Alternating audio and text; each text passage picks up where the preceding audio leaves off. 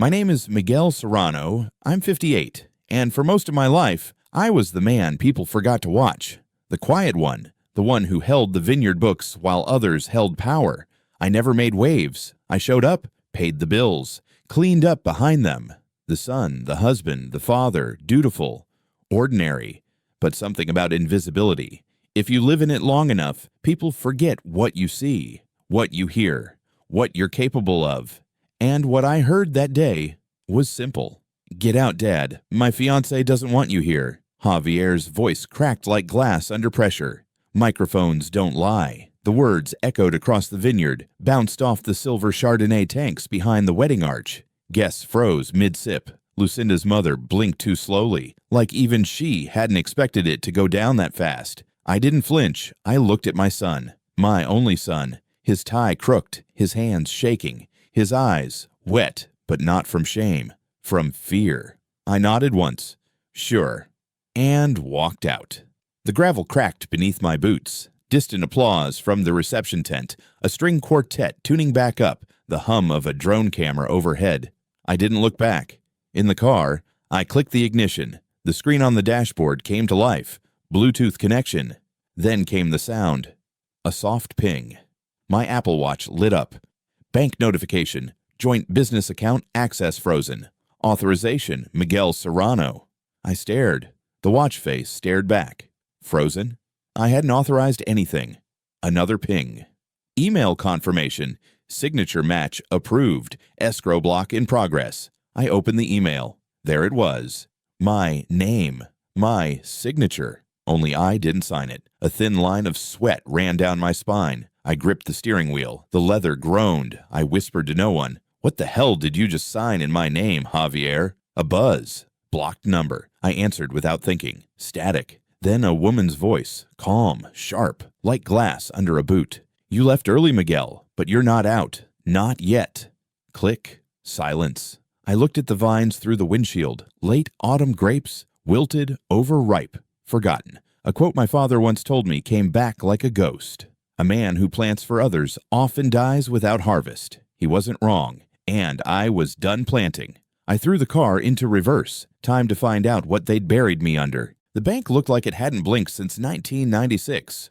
Wood paneling, a dying potted ficus in the corner, the kind of place where everyone knew each other's birthdays, and which families owned what land. The manager's name tag read, Lillian. Her smile cracked when she saw me. "Mr. Serrano, I wasn't expecting." "Neither was I cut in. "I need to see the last 3 transactions on the joint account. Business side, ending in 982. She hesitated, glanced at the monitor, then back at me. "I'll need a minute." "Take 30 seconds. A pause, clicking keys, the hum of a ceiling fan. I felt the sweat under my collar, not from heat, but pressure. Lillian cleared her throat. "There's been unusual activity." She turned the monitor slightly toward me. On screen, a digital document titled Account Freeze Authorization, Miguel Serrano. There it was. My name, date, signature, time stamped yesterday, 2:44 p.m. I wasn't even in the county at 2:44 p.m. "That's not mine," she frowned. "It passed 2-step verification, signature match confirmed, IP address tracks to the estate office." I stared. "Is that enough now? To kill someone's access?" Her face flushed. "The freeze is temporary, pending final ownership transfer." My hand slammed the desk. "To whom?" She flinched, clicked again. Another screen popped up. Escrow initiation request. Beneficiary Fairfax Holdings, LLC. Transfer in progress. Countdown 69 hours, 13 minutes. Lucinda. Damn her. "It was never just a wedding," I muttered. "It was a handoff." Cut scene. My boots hit the gravel outside harder than I meant. I called Javier. Voicemail. Again. "You don't know what you've touched." I growled into the phone. "But it's burning. And it's mine." A car honked. I turned. Nothing. Just the wind over the vines. Something felt wrong. Off kilter. Not paranoia. Muscle memory. When someone's watching, the air thickens. Like a room holding its breath. I drove straight to the estate. Cut scene. Inside the study, dust hung in beams of light from the half-shut blinds. Quiet, but not peaceful. I pulled open the bottom drawer of the desk, slid out the old file box, contracts, deeds, tax letters, original co-ownership documents. One paper stuck out, not old, crisp, fresh ink. Transfer clause, exceptional authorization. The clause had been triggered using emergency incapacitation as legal basis. Signed, again, by me. Except it wasn't. The notary? Diane Morano, our family's former legal advisor. I called her number, out of service, drove straight to her downtown office. The door was open. Inside, empty chairs, a faint smell of bleach, desk wiped clean, a single sticky note stuck to the computer monitor. You don't know what she's capable of. No name, no initials, just fear written in shaky pen. I checked the trash. Nothing. Almost. One disc. Cracked, but not broken. Burned CD, labeled in black Sharpie M03, do not trust her. My chest tightened, drove back, slammed the disc into the old player in my truck. It whirred, crackling, static. Then her voice. Lucinda, smooth, measured like silk slicing flesh. We let the wedding cover the timing. Once the guests are distracted, we trigger escrow. He'll be too emotional to react. It's how you win. Control through collapse. Male voice replied, and if he pushes back? A pause, a glass clink. We show them the document, the one that says he's losing mental capacity. Easy to believe when your son calls you unstable at your own vineyard. My knuckles whitened. The disc spun down. Cutscene. Outside, the vine swayed like nothing was wrong. Inside me, something snapped. People say the deadliest thing a quiet man can do is start talking. They're wrong. It's when he stops waiting. I didn't sleep. Not really. I sat in the dark, in the same leather chair where I used to read bedtime stories to Javier, where Lucinda once handed me a glass of wine with that perfect little smile that never reached her eyes. The vineyard lights flickered through the window. Yellow, cold, too still. I drove out before dawn. Cut scene. The estate was silent. Dead kind of silent. I parked out back, near the old fermentation barn. Javier's office was locked, but the side panel had a weak hinge. I forced it open, just one pop of the crowbar. Inside smelled like lavender sanitizer and greed. The desk drawers were stripped, every folder gone, the printer tray still warm. I scanned the room. Nothing. Until I saw the briefcase behind the curtain. Left like a mistake. But nothing Lucinda did was accidental. I opened it. Laptop, hard drive, and a thin folder labeled Fairfax Holdings, Phase 2. Inside, a pitch deck. Lucinda's voice echoed in my head, calm, surgical. Control through collapse. The first slide read, Stetson Estate, target asset, final acquisition. Final. There was a spreadsheet showing estate valuations over 5 years. A legal pathway to dissolve my control through capacity dispute. Lucinda hadn't just planned to take the vineyard. She planned to erase me from it. Cut scene. I drove straight to Mateo. My older brother had always been the silent investor. He held 8% of the land, enough to matter in a vote, not enough to earn respect. He opened the door, shirtless, eyes puffy. Miguel, Jesus, it's 6. I know what she offered you. He froze. Don't lie, I said. She wanted your vote to override me. Didn't she? Mateo stepped back. Come in. We sat at his kitchen table. He poured whiskey into coffee, didn't ask if I wanted one. She came to me 2 weeks ago, he said. Said you'd been unstable, that the board needed to vote a new trustee to protect the business. She brought documents, letters from a doctor. There is no doctor. She had a report. Forgery. Mateo sighed. She said if I signed, she'd give me a quarter share of something she doesn't own. He didn't respond. Did you sign? A long pause. Not yet. I stood. You sign that paper. You're helping her bury me alive. Mateo didn't move, just sipped. You once told me, I said, the only thing worth more than land is loyalty. Which one's it gonna be? His silence was louder than a gunshot. Cut scene. Back home, I opened the wine cellar, not for the bottle, for the false wall in the back. Behind it, documents my wife and I had locked away years ago. Original estate trust, emergency override clause, one copy notarized in ink, still intact. I tucked it under my coat. Cut scene. Drove 2 towns over to find Abigail Rhodes, a former journalist who once exposed Fairfax Holdings for predatory acquisitions. She owed me a favor. She answered her door in sweats, one AirPod still in. I said I'd call. Lucinda Fairfax is targeting my land. Her posture shifted. I handed her the disc, the documents. Her eyes scanned fast. Her fingers clenched the paper tighter with every line. She's not just gutting you, Abigail said. She's building a pattern. This is organized asset stripping, Miguel. What happens next? Abigail looked up. You file a report. Go public. Make it messy. You think I'll win? She grinned. No, but you might make her bleed first.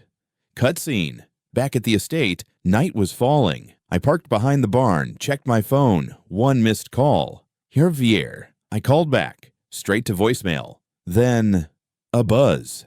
He texted, Dad, I'm sorry, you were right. I didn't know. I can't talk. She's watching me. My chest tightened. A second text followed. Meet me tomorrow, 6 a.m. South Ridge. Come alone. My fingers hovered over the reply. But before I could type, the power cut. House went black. Outside, motion lights flicked once, then nothing.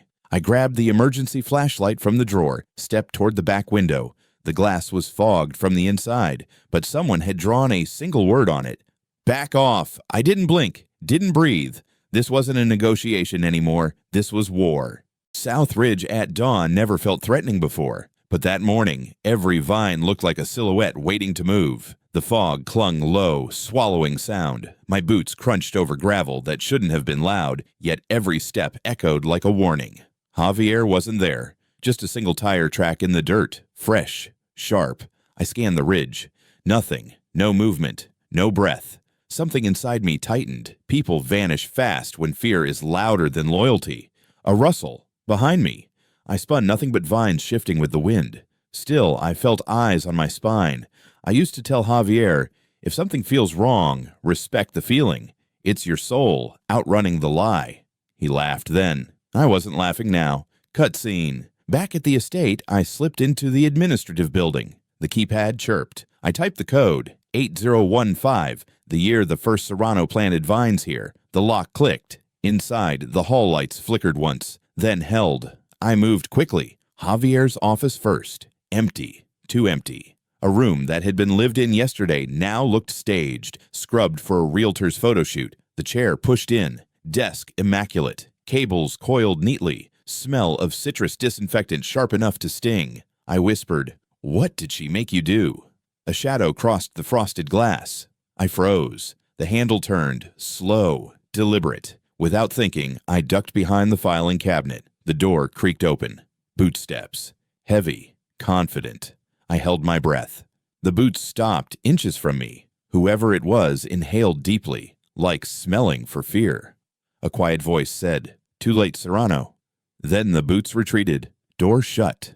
I stayed still another full minute, heartbeat pounding in my ears like gunshots. When I finally stood, the office window had a faint smudge of a fingerprint. Gloved, cut scene. I slipped down the back stairs into storage. The air was cooler there, metallic, damp. In the back corner, the old wine production tunnels. No one went down there except maintenance crew and Javier when he needed silence. I grabbed a flashlight and ducked inside. Stone walls, low ceiling, cold air brushing past my neck like someone exhaling. Halfway in, my light hit something. A box. Metal.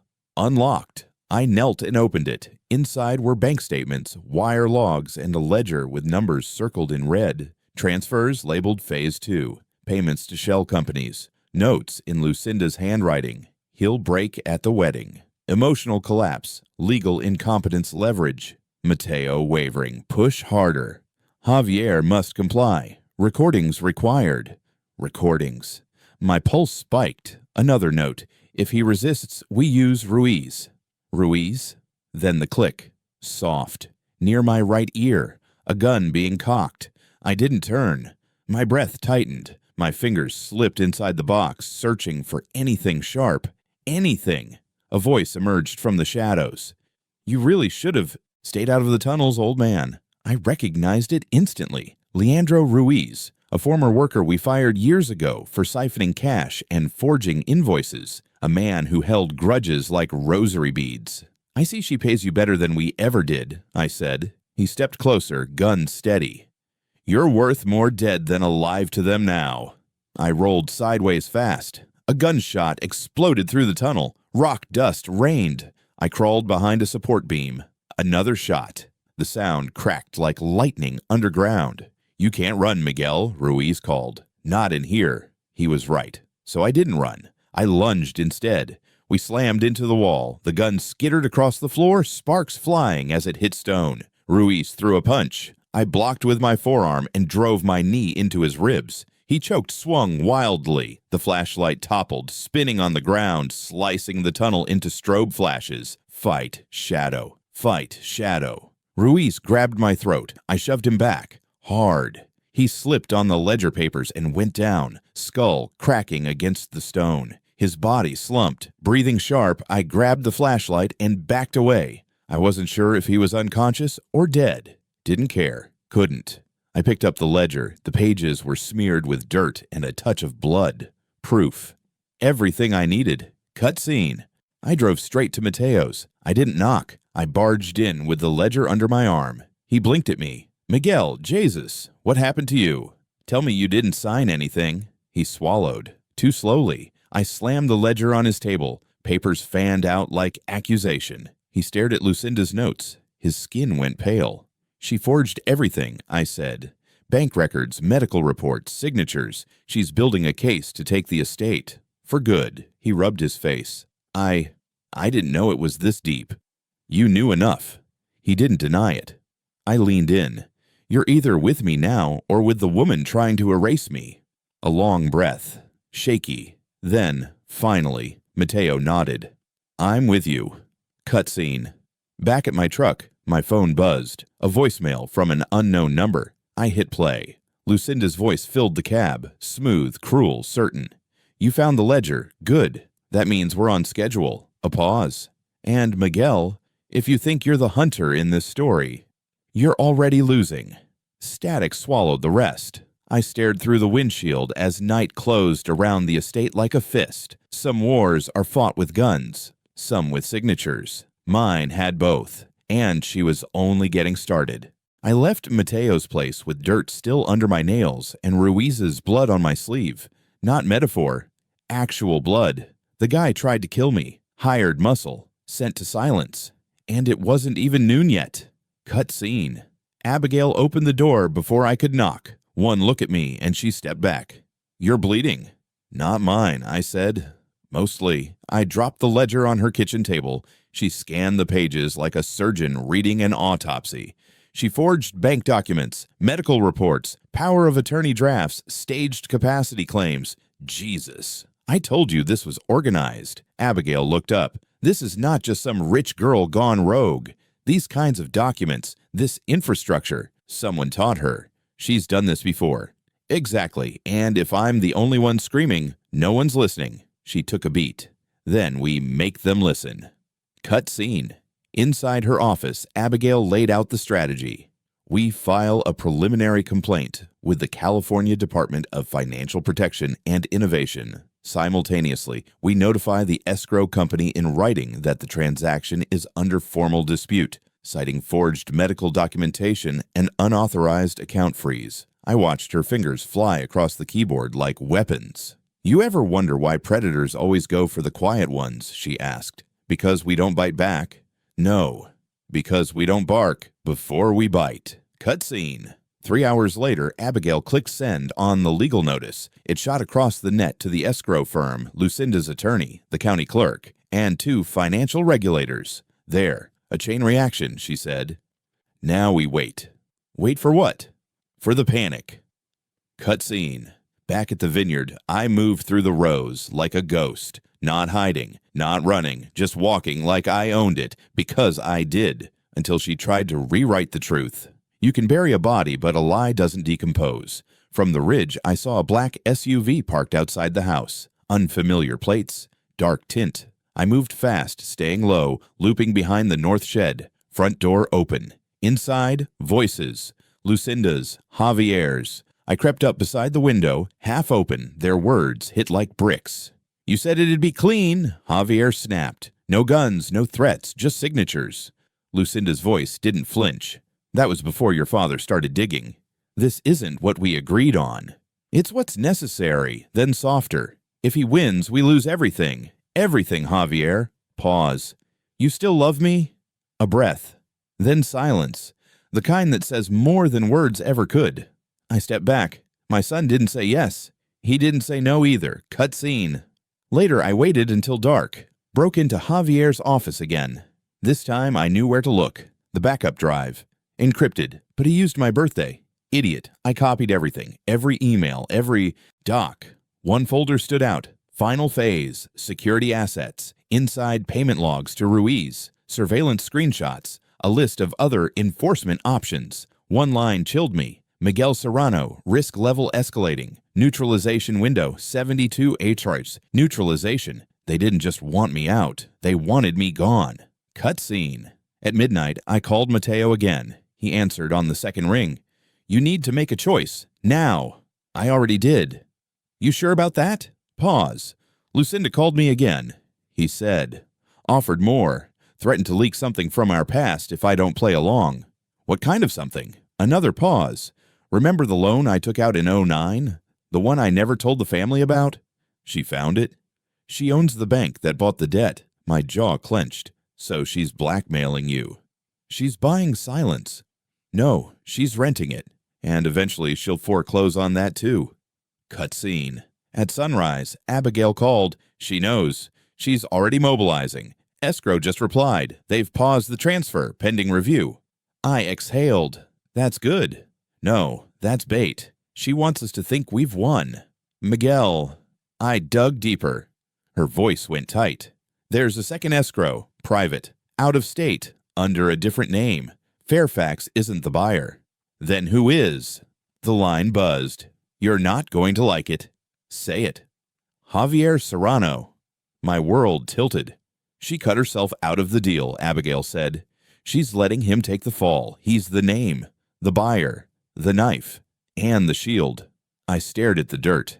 "That means he's in it fully," I muttered. "Or he's the next one she'll bury."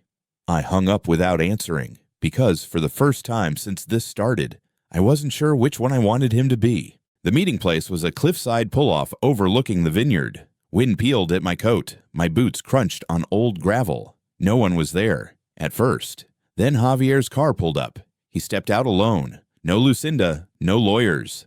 Eyes bloodshot, jacket wrinkled, mouth tight like he hadn't slept in days. "Dad," he said, "it's worse than you think."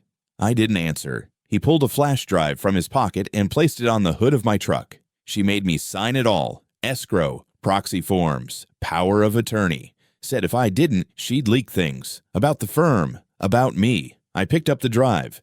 She said we'd build something new, start our own label, a legacy. She didn't want the family, just the land. I looked him dead in the eye. "You believed her?" He didn't blink. I wanted to. Cut scene. In Abigail's office, the screen lit up. Dozens of documents. Lucinda's name hidden behind corporate shields. She'd moved everything offshore. Nevis, Cyprus, Switzerland. Abigail's mouth tightened. This wasn't a takeover. This was an engineered disappearance. She forwarded the files to the state attorney general. "I know a guy at the SEC who owes me a debt," she said. "We drop this right. We bury her." "And Javier?" Abigail paused. "He flips, or he goes down with her." Cut scene. That night, the power went out again, but this time I was ready. I waited by the back gate, flashlight off, breath slow. At 2:41 a.m., headlights cut across the dirt road. SUV, same one from the vineyard. I stepped out before it reached the house. The vehicle stopped. Door opened. Lucinda stepped out, alone, heels sinking into the mud. "You've made quite a mess," she said, calm as ever. "You made it first," I said. "I just refused to lie down in it." She smiled. "I warned you, Miguel. You're not built for this." "Maybe not, but I'm still standing, and the house is still mine. You think the system cares who planted the grapes. It cares who files the paperwork." I stepped closer. "You filed your last." I tossed the flash drive at her feet. The Attorney General has everything. The forgery, the offshores, Ruiz's payments. It's over. She stared at it like it might explode. Then, for the first time, I saw fear in her eyes. Not panic, but calculation slipping. Cut scene. 2 days later, she was arrested in a conference room at a country club in Marine. The image hit every local outlet. Abigail made sure of it. Javier testified, signed a statement, took a deal. Mateo cleared his debt. The vineyard stayed Serrano. Cut scene. Weeks passed. Abigail visited with a bottle of red and 2 glasses. You ever consider selling? To you, I asked. She grinned. To the truth, turn it into a book. People eat this stuff up. Too much dirt. That's what makes good wine. We toasted. To what? Survival, I said. No, she replied. To choice. Cut scene. Javier showed up a month later. No cameras, no Lucinda. He stood under the old oak tree near the back porch. Same spot where I taught him how to hold pruning shears. I ruined everything, he said. No, I said. You just didn't stop it. He looked up. Can I ever fix it? I thought for a long moment. There's no fixing something that was never whole. Yeah, but you can build something else. He nodded. Didn't ask to come in. Just stood there a minute, then turned, walked back to his car, and, for once, left with silence, not excuse. Cut scene. Sunset over the vineyard. Orange. Red. Endless. The wind carried no sound but leaves brushing against wire. People think betrayal ends with anger, but they're wrong. It ends with clarity. It ends when you see that loving someone doesn't mean letting them destroy you. It ends when you say no, and mean it. Because in the end, land can be bought, houses rebuilt, even hearts scar over, but dignity, that's the last thing a man can lose. And I still had mine.